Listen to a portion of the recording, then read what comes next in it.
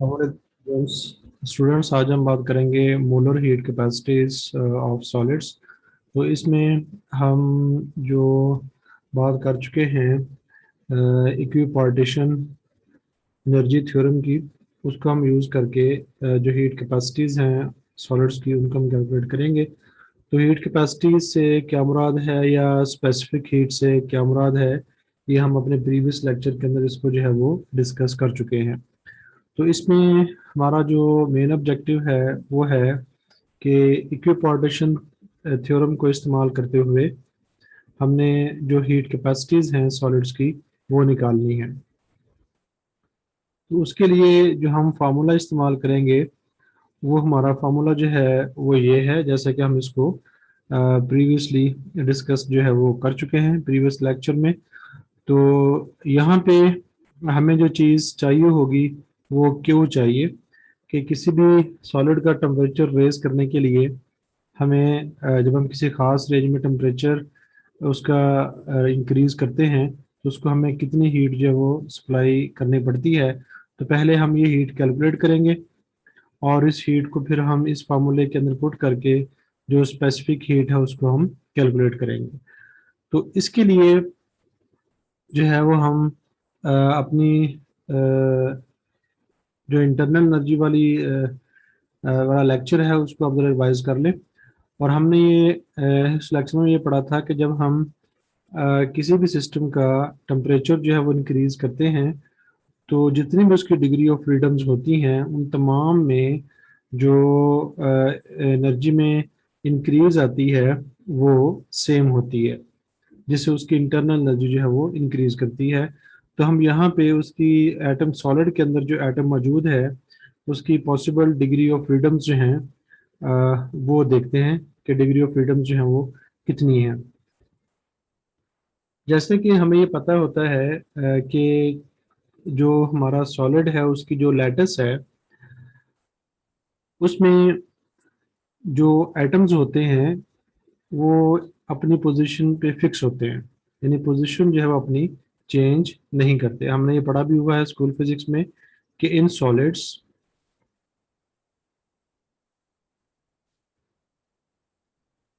Atoms do not leave their position. तो अपनी position के अबाउट वो जस्ट वाइब्रेट जो है वो करते हैं। तो the item can oscillate back and fourth about it's equilibrium position.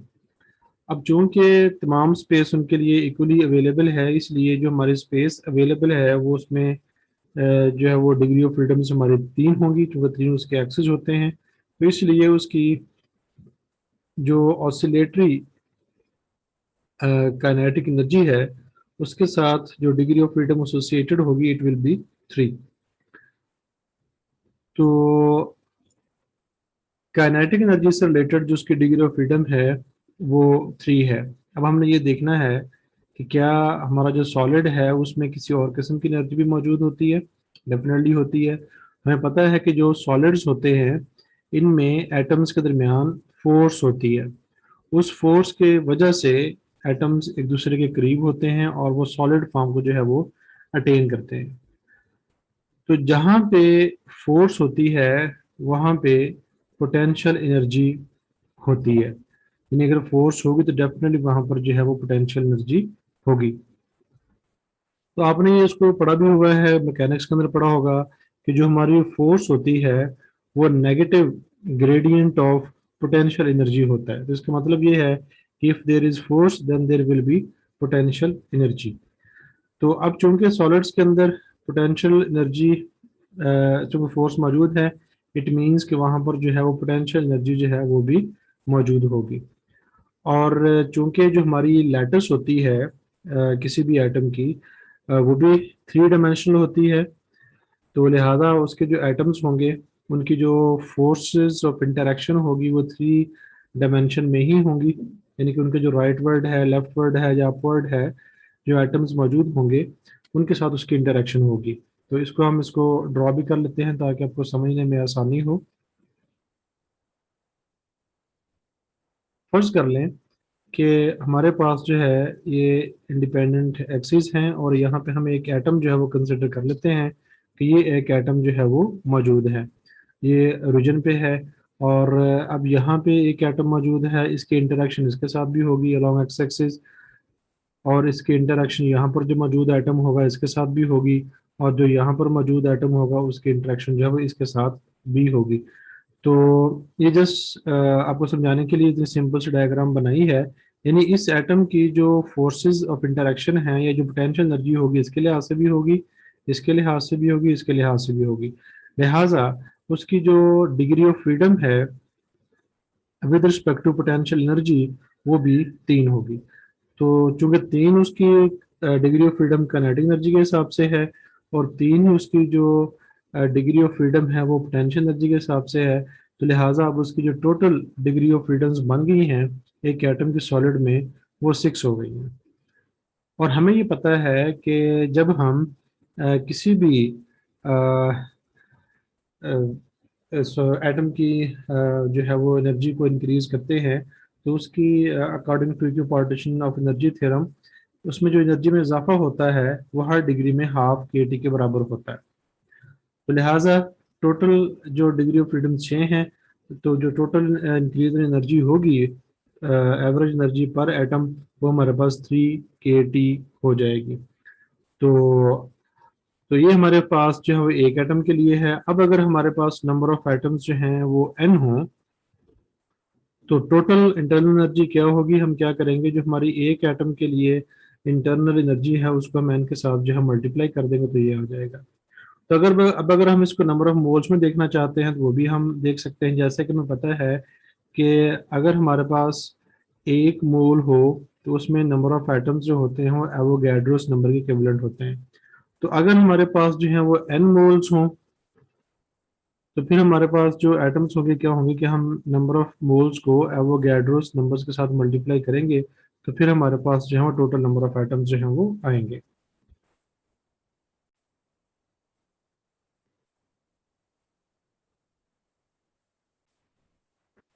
तो जब हम इसमें वैल्यूज पुट करेंगे तो हमारे पास जो रिजल्ट आएगा वो ये होगा।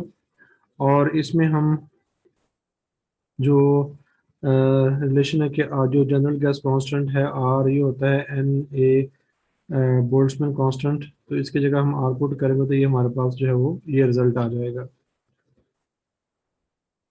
तो इसके बाद अब अगर हम जो है वो अपने सॉलिड में क्यू हीट जो है वो करते हैं इंटर करते हैं तो वर्क डन जो है वो 0 है, क्योंकि जो वर्क डन होता है वो होता है P इंटू डेल वी। अब जो सॉलिड में जो चेंज इन वॉल्यूम है वो 9 होने के बराबर होता है, इसलिए जो वर्क होगा हमारा वो 0 होगा। तो according to first law of thermodynamics जो हमारी इंटरनल एनर्जी है वो बराबर होगी heat added to the system. तो जब हम ये वैल्यू यहाँ पुट करेंगे तो हमारे पास जो सी की वैल्यू आ जाएगी, जो हम रिलेशन हम जानते हैं वो ये है। इसमें हम क्यू की जगह जो है ये वैल्यू पुट करेंगे तो ये इससे कैंसिल हो जाएगा, तो हमारे पास जो है वो 3R जो है वो आंसर आ जाएगा। और जब हम वैल्यू जिसमें पुट करते हैं तो हमारे पास जो है वो ये रिजल्ट आ जाता है। तो यहाँ पे हमें ये मिल रहा है कि कोई भी सॉलिड हो, चूंकि सॉलिड यहाँ स्पेसिफाइड नहीं है, जितने भी सॉलिड्स हैं उन सब की जो मोलर स्पेसिफिक हीट है वो 3R के बराबर है और उसकी जो वैल्यू होगी वो 25 जूल पर मोल इंटू केल्विन होगी। तो अब ये वाला जो रिजल्ट है क्लासिकली तो ठीक है, इसको हम जो है अपनी जो डायग्राम है 2311 उससे में इसको देखते हैं और फिर दोबारा इसकी तरफ जो है वापस आते हैं। ये बड़े डायग्राम में आप ये देख सकते हैं किस तरफ हमने जो है वो टेम्परेचर प्लॉट किया है अलोंग एक्स एक्सिस, और अलोंग वाई एक्सिस जब हमारी मोलर स्पेसिफिक हीट है। तो हमने यहाँ पे 3 सॉलिड्स लिए हैं, एक कार्बन, एक एल्यूमिनियम और एक जो है वो लेड। तो अगर हम कंडक्टर्स की बात करते हैं तो एल्यूमिनियम और लेड अगर को अगर हम देखें तो हम ये देख रहे हैं कि जब टेम्परेचर उनका लो है, यानी यहाँ पे देखिए तो टेम्परेचर लो पे उनकी जो मोलर स्पेसिफिक हीट्स हैं वो डिफरेंट हैं। लेकिन जैसे ही टेम्परेचर जो है वो एक हाई वैल्यू को अचीव करता है, यानी इस रेंज के अंदर हम आते हैं, तो वहाँ पर उनकी जो मोलर स्पेसिफिक हीट्स हैं वो सेम हो जाती हैं, क्योंकि जो हमारी कर्व है दोनों के लिए वो तकरीबन बराबर हो जाती है यहाँ पर इस हिस्से के अंदर। तो कार्बन जो है वो डिफर कर रहा है, तो इसलिए इसको हम देख सकते हैं कि the molar heat capacity of three elements as a function of temperature, यानी कांस्टेंट नहीं है, टेम्परेचर के चेंज होने से वो चेंज होती है। At high temperature the heat capacity of all solids approach the same limiting value. For lead and aluminium the value is nearly reached at room temperature. Carbon के लिए जो है वैल्यू जो है वो बाद में उसको पहुंचती है। यानी इसके कहने का मतलब ये है कि कार्बन और सॉरी एल्युमिनियम और लेड के लिए जो उनकी लिमिटिंग वैल्यू सेम हो जाती है एट रूम टेम्परेचर, यानी कि यहाँ पे तकरीबन वो हो जाती है, जबकि कार्बन जो है वो काफ़ी दूर जाके जो है वो इस लिमिटिंग वैल्यू को अप्रोच करती है।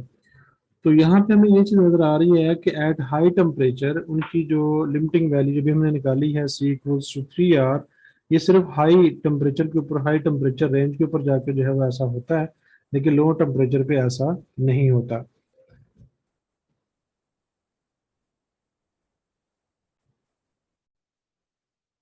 तो ये मैंने देखा है कि जब हमारी टेम्परेचर जो है वो हाई रेंज में होता है तो फिर ये रिजल्ट जो हमारा सेम है। अभी हमने प्रीवियसली जो स्लाइड देखी उसमें। लेकिन जब हम बात करते हैं कि टेम्परेचर जो है वो हमारा लो हो, तो फिर ये चीज़ नहीं होती।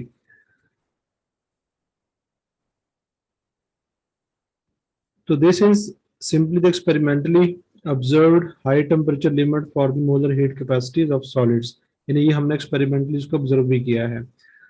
तो लेकिन देखिए, the classical equipartition of energy theorem gives correct value for the molar heat capacities in the limit of high temperatures. तो it fails at lower temperatures, यानी इक्विपार्टीशन एनर्जी थ्योरम जो है वो हमें ये बात बताने में फेल हो जाता है, नाकाम हो जाता है कि लो टेम्परेचर पे जो हमारी वैल्यू है वो सेम क्यों नहीं रहती, क्यों नहीं होती। तो इसके लिए फिर जो है वो हम क्वांटम फिजिक्स का सहारा लेते हैं। तो वो हमारे सिलेबस का हिस्सा नहीं है, तो अभी हर क्लासेस में जाकर आप उसको पढ़ेंगे कि क्वांटम मैकेनिक्स या क्वांटम फिजिक्स जो है वो किस तरह लो टेम्परेचर रेंज में जो मोलर स्पेसिफिक हीट्स हैं, हीट कैपेसिटीज हैं, उनको किस तरह जो है वो एक्सप्लेन करती है। अस्सलाम वालेकुम।